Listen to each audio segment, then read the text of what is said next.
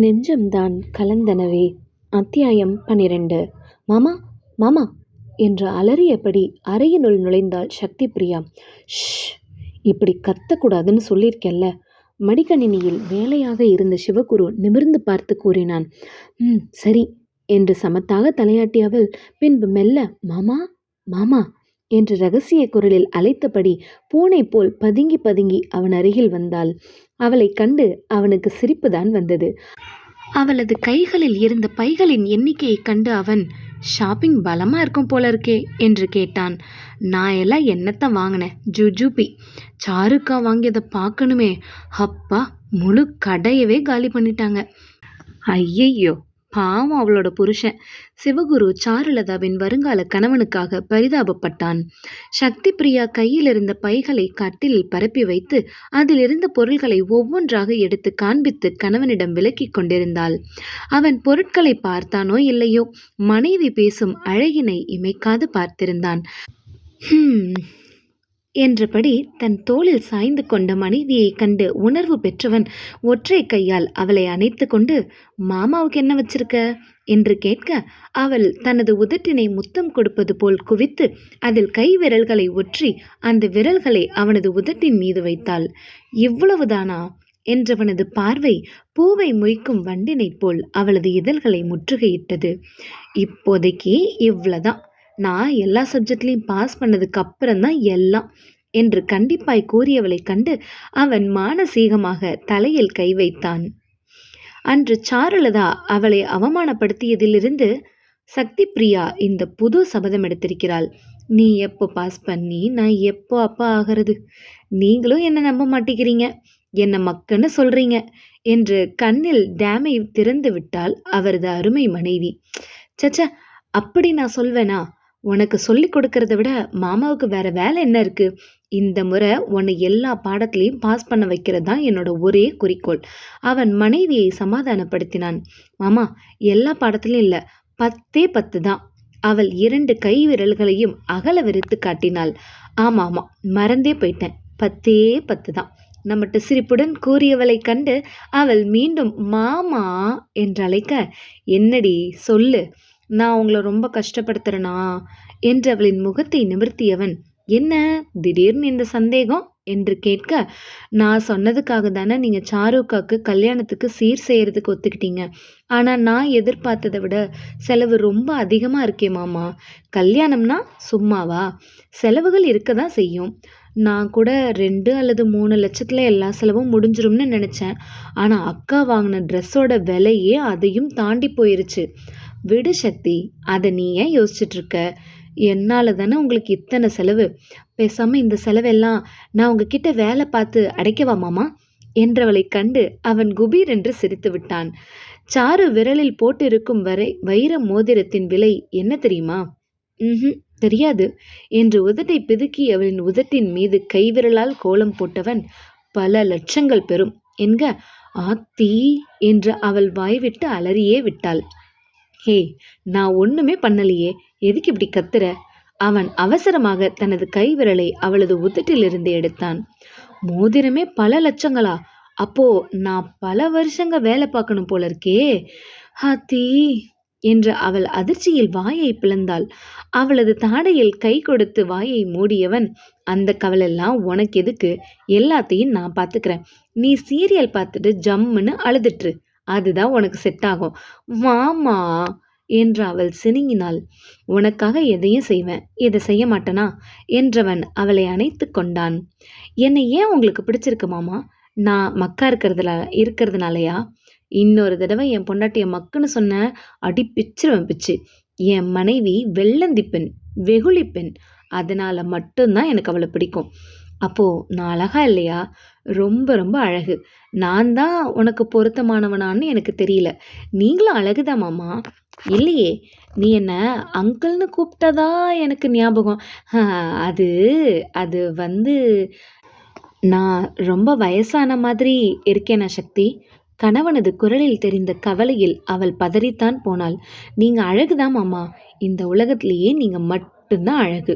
அவள் அவனை அணைத்து கொண்டாள். நிஜமா? அவளது விழிகளை பார்த்து அவன் கேட்டான்.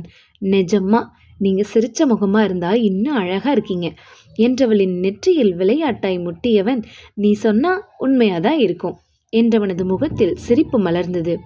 நள்ளிரவில் உறக்கம் கலைந்து அமர்ந்த சக்தி பிரியா கணவன் இன்னமும் மடிக்கணினியில் வேலை செய்து கொண்டிருப்பதைக் கண்டு அவன் அருகில் வந்து அவனது தோளில் சாய்ந்தமர்ந்தாள். என்ன பண்ணிட்டு இருக்கீங்க? பில்டிங் டிசைன் பண்ணிட்டு இருக்கேன் என்றவன் வேலையில் கவனமானான். அவன் செய்வதை உன்னிப்பாக பார்த்து கொண்டிருந்த சக்தி பிரியா அதில் சில மாற்றங்கள் சொல்ல அவன் வியப்பாய் அவளை பார்த்தான். நீ சிவிலா? ஆமா, இது கூட தெரியாமலா எனக்கு பாடம் சொல்லிக் கொடுக்க ஒத்துக்கிட்டீங்க? நான் ஏதோ டிகிரின்னு நினைச்சேன். சிவில்னா நல்லதா போச்சு, நானும் அதே தான் என்றவன், அருமையான ஐடியாலாம் கொடுக்குற, நீ எப்படி ஃபெயில் ஆன என்று கேட்க, எக்ஸாமில் ரொம்ப நேரம் எழுந்து சோம்பேறித்தனமாமா, அதை விட எல்லாத்தையும் பாஸ் பண்ணனா வேலைக்கு போக சொல்லி தொந்தரவு பண்ணுவாங்க, எனக்கு டிவி சீரியல் தான் ரொம்ப முக்கியம் என்றவளை அடிப்பாவி என்பது போல் பார்த்திருந்தான் அந்த அப்பாவி கணவன்.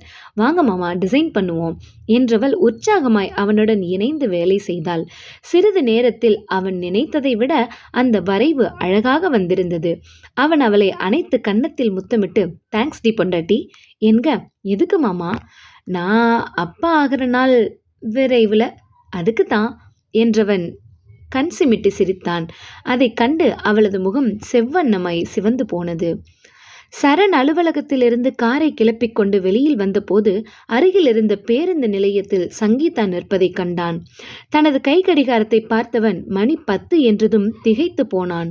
ஓரிரண்டு பேரை தவிர பேருந்து நிலையத்தில் யாரும் இல்லை. நேரத்தோடு வீட்டுக்கு கிளம்பி போக வேண்டியதுதானே என்று முணுமுணுத்தவன் பேருந்து நிலையத்தை தாண்டி சென்று விட்டான். பின்பு மனம் கேட்காது காரை ஓரமாக நிறுத்திவிட்டு பேருந்து நிலையத்தை நோக்கி ஓடி வந்தான். சங்கீதா சரணின் கார் கடந்து சென்றதை கவனித்தாள். தன்னை கண்டுகொள்ளாது போகும் கணவனை கண்டு அவளுக்கு கண் கலங்கியது.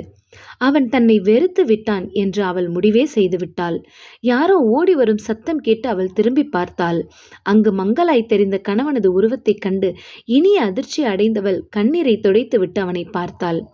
அவளது கணவன் சரண் தான் அங்கே நின்று கொண்டிருந்தான். அவள் சந்தோஷத்துடன் அவனை பார்த்தாள்.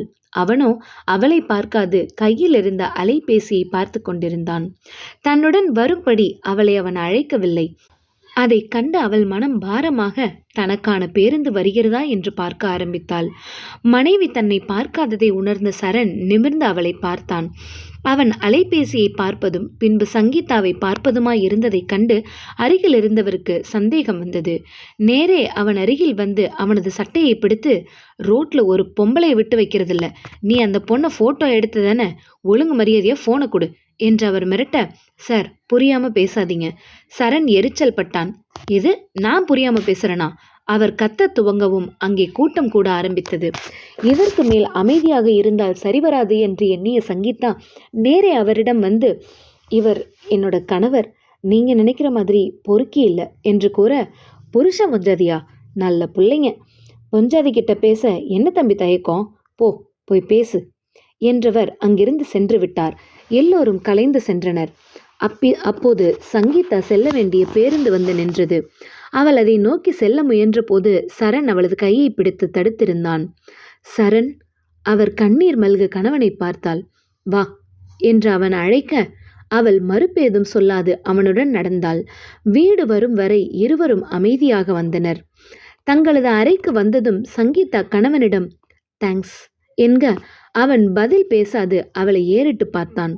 ஒவ்வொரு முறையும் நன்றி சொல்லும் போது இருவரும் பரிமாறிக்கொள்ளும் இதழ் முத்தம் ஞாபகத்தில் எழுந்து அவர்களை அலைக்கழித்தது.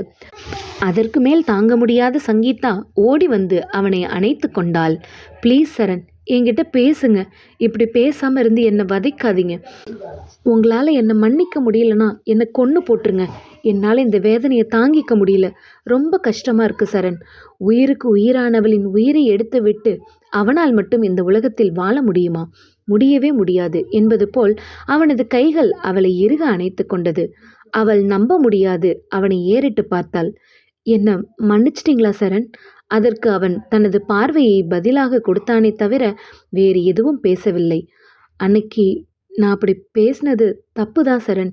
ஆனால் அப்போ இருந்த சங்கீதா இப்போ இல்லை, இதை நீங்கள் நம்பணும். சங்கீதா மீண்டும் இங்கே வந்த நாட்களிலிருந்து அவன் அவளை தினமும் பார்த்து கொண்டுதானே இருக்கிறான். அவளுடைய மாற்றம் அவனுக்கு நன்றாக புரிந்தது. ஆனாலும் அவனது மனதில் இருந்த வெறுமை மறையவில்லையே. நீங்க தற்கொலைக்கு முயற்சி பண்ணீங்கன்னு கேள்விப்பட்டு நான் செத்தே போயிட்டேங்க. உங்களுக்கு மட்டும் ஏதாவது ஒன்று ஆகியிருந்தா அடுத்த நொடி நானும் செத்திருப்பேன். அந்த கணம்தான் எனக்கு புரிஞ்சுது. காசு பணம் எல்லாத்தையும் தாண்டி எனக்கு என்னோட சரண் எவ்வளோ முக்கியம்னு. நீங்க இல்லாத வாழ்க்கை உயிர்ப்பு இல்லாத வாழ்க்கைன்னு நான் புரிஞ்சுக்கிட்டேன் என்றவள் அவனை நிமிர்ந்து பார்த்து, நான் என்ன செஞ்சா நம்புவீங்க சரண்? என் உயிரை தந்துடவா? வேற என்ன செய்யணும் சொல்லுங்க சரண் என்றவளின் கைகளை விலக்கிவிட்டு சரண் அமைதியாக சென்று விட்டான். சங்கீதா வேதனையுடன் அவனை பார்த்திருந்தாள். அன்றிரவு அழுது கொண்டே இருந்தவள் எப்போது உறங்கினாள் என்று தெரியவில்லை. விடிந்து பார்த்தவள் அடித்து பிடித்து கொண்டு எழுந்தமர்ந்தவள் தன் எதிரே புன்னகை முகமாய் நின்றிருந்த கணவனை கண்டு வியப்பில் விழிகளை விரித்தாள். Saran, happy birthday my dear sweet heart என்று வாழ்த்தியபடி அவன் அவளின் முன் இதய வடிவிலான கேக்கை நீட்டினான். தேங்க்ஸ் சரண். அவள் கண்கள் கலங்க மனம் நெகிழ அவனுக்கு நன்றி கூற, தேங்க்ஸ் இப்படி சொல்லக்கூடாதே என்றவனது பார்வை அவளது இதழ்களை மொய்த்தது. சரண் என்று சினுங்கியவள் அவனது நெஞ்சில் முகத்தை புதைத்து கொண்டாள். கேக் வெட்டு சங்கீதா. அவன் சிறு கத்தியை எடுத்து அவளிடம் கொடுக்க அவள் மகிழ்ச்சியுடன் கேக்கை வெட்டினாள். அவள் கேக் துண்டை எடுத்து அவனின் வாயில் வைக்க, இப்போ தேங்க்ஸ் சொல்லலாம் இல்லையா என்றவன் அவனது இதழோடு இதழ் பொருந்தி இருந்தான். சரண், என்ன மன்னிச்சிட்டிங்களா? கதறி அழுதப்போ, தெரியல, ஆனால் நான் இல்லாமல் நீ உயிரோடு இருக்க மாட்டேன்னு சொன்னியே, அந்த வார்த்தைகள் தான் என்னை மாத்திருச்சு. இதை விட வேற என்ன எதிர்பார்க்குற மடையா அப்படின்னு என் மனசாட்சி என்னை குத்துச்சு. காதலிக்கிறவங்களுக்காக எதையும் செய்ய நினைக்கிறது தான் உண்மையான காதல். நீ உன் உயிரை கொடுக்குறேன்னு சொல்கிறத விட எனக்கு வேற என்ன வேண்டும் என்றவன், இனி கடந்த காலத்தை பற்றி நம்ம 2 பேரும் பேசக்கூடாது. நம்ம 2 பேர்கிட்டையும் தவறு இருக்குது. இனி நாம் நம்மளை திருத்திக்கலாம் என்று அவன் புரிதலுடன் கூற, ஆமாம் சரண், சக்தியை பார்த்து தான் நானும் என்னை கொஞ்சம் கொஞ்சமாக மாற்றிக்கிட்டேன். அவள் எப்படியெல்லாம் பெரிய மாமாவை அட்ஜஸ்ட் பண்ணி போகிறா. அண்ணன் மட்டும் என்ன, அன்னிக்காக அவங்க குணத்தையே மாற்றிக்கிட்டாங்களே. அண்ணா இப்படி மாறுவாங்கன்னு நான் கொஞ்சம் கூட எதிர்பார்க்கல. இப்போ கோபம்னா அது என்ன வேலைன்னு அண்ணன் கேட்பாங்க போல இருக்கு என்றவனுக்கு சிரிப்பு வந்தது. அவங்களோட வாழ்க்கை நமக்கான படிப்பினை. அது என்னவோ உண்மைதான் என்றவன் அவளை அணைத்து கொண்டான். நகரத்தின் மையத்தில் இருந்த அந்த திருமண மண்டபம் முழுவதும் விஐபிகளால் நிறைந்திருந்தது.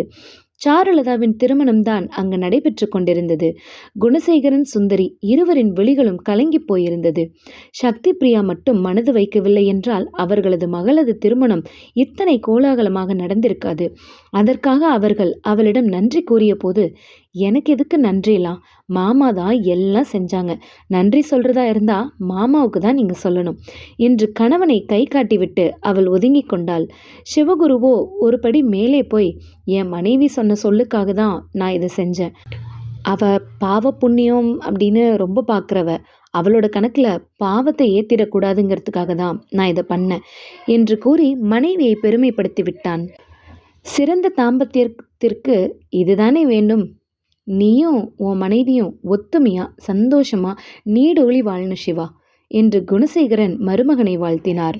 அதையெல்லாம் நினைத்து பார்த்தவரின் விழிகள் சிவகுருவையும் சக்தி பிரியாவையும் நன்றியுடன் பார்த்தது. திருமணம் முடிந்து சாருலதா கணவன் வீட்டிற்கு செல்ல ஆயத்தமாகிக் கொண்டிருந்தாள். கிளம்பும் முன் சிவகுரு சக்தி பிரியாவிடம் சொல்லிவிட்டு போக வந்தாள். வாங்கக்கா. சாருலதாவின் வரவை கண்டு அரைக்கதவை அகலத் திறந்து அவளை உள்ளே அழைத்தாள் சக்தி பிரியா. சிவகுரு சாருலதாவின் வருகையை கண்டாலும் எதுவும் பேசாது சோஃபாவில் அமர்ந்திருந்தான். அவனது மடியில் இருந்த ஒற்றை மல்லிகைப்பூ சொல்லாமல் சொல்லியது அவர்கள் இருவரது வாழ்க்கையை. சாருலதாவின் பார்வையை உணர்ந்து அங்கே திரும்பி பார்த்த சக்தி பிரியா, ஐயோ என்று தலையில் கை வைத்தாள். திருமண அலைச்சலில் தலைவலி என்று சொன்னவளை சிவகுரு மடியில் படுக்க வைத்து இதமாக தலையை பிடித்து விட்டான். அப்போது அவளது தலையில் இருந்த பூ உதிர்ந்திருக்க வேண்டும். மாமா சக்தி பிரியா கணவனை மெல்ல அழைக்க அவன் என்னவென்று அவளை பார்த்தான். அவள் தனது தலையிலிருந்த பூவை எடுத்து காட்டி அவனது மடியினை சுட்டி காட்ட அவன் புரிந்தாற் போன்று குனிந்து பார்த்தான். அவன் தனது மடியில் இருந்த ஒற்றை மல்லிகை பூவை எடுத்து வாசம் பிடித்தவன் மனைவியை கண்டு கண் சிமிட்டினான். இந்த காட்சியை சாருலதா புன்முறுவலுடன் பார்த்தாள். இப்போது அவளது மனதில் எந்தவித கோபமும் இல்லை, பொறாமையும் இல்லை. உங்கள என்று முறைத்தவள் சாருலதா புறம் திரும்பி, சொல்லுங்கக்கா என்க, என்னை மன்னிச்சிரு சக்தி என்று அவளது கைகளை பிடித்து கொண்டு சாருலதா மன்னிப்பு கேட்டாள். அது எப்படிக்கா முடியும் என்றவளை அதிர்ந்து போய் பார்த்தாள் சாருலதா. சிவகுரு கூட மனைவியை கூர்மையாக பார்த்தான். நீங்கள் என்ன தப்பாக சொல்லியிருந்தா கூட அதை நான் மன்னிச்சிருப்பேன். ஆனால் நீங்கள் தப்பாக சொன்னது, குற்றம் சுமத்தியது எல்லாமே என் மாமா மேலே. என்ன சொன்னீங்க? அவர் உங்களை காதலிக்கிறாரா? என்ன கல்யாணம் பண்ணிக்கிட்டதுக்கு அப்புறமும் அவர் உங்களை அடைய நினைக்கிறாரா? அப்படி இப்படின்னு தப்பு தப்பாக சொன்னீங்கல்ல.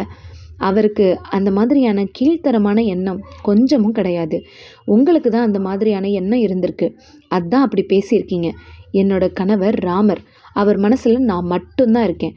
அதனால தான் நான் சொன்னதுக்காக உங்கள் கல்யாணத்தை முன்ன நின்று நடத்தி காட்டினாரு. அவர் மனசில் எந்தவித கல்மிஷமும் கிடையாது. அதே மாதிரி நீங்களும் உங்கள் கணவரை காதலித்து வாழ்ந்து உங்கள் காதலை நிரூபிங்க. சக்தி பிரியாவின் வார்த்தைகளில் சிவகுரு அதிர்ந்து போய் சோஃபாவிலிருந்து எழுந்து விட்டான். சக்தி, இப்போ நான் என் தப்பை உணர்ந்துட்டேன். நான் செஞ்ச தப்புக்கு மன்னிப்பு கேட்டுக்கிறேன். சிவா அத்தா, என்னை மன்னிச்சிருங்க என்று இருவரிடமும் மன்னிப்பு கேட்டவள் அழுது கொண்டே அங்கே இருந்து சென்று விட்டாள். காலம் சில காயங்களை ஆற்றும். இந்த கதை மீண்டும் அடுத்த அத்தியாயத்தில் தொடரும்.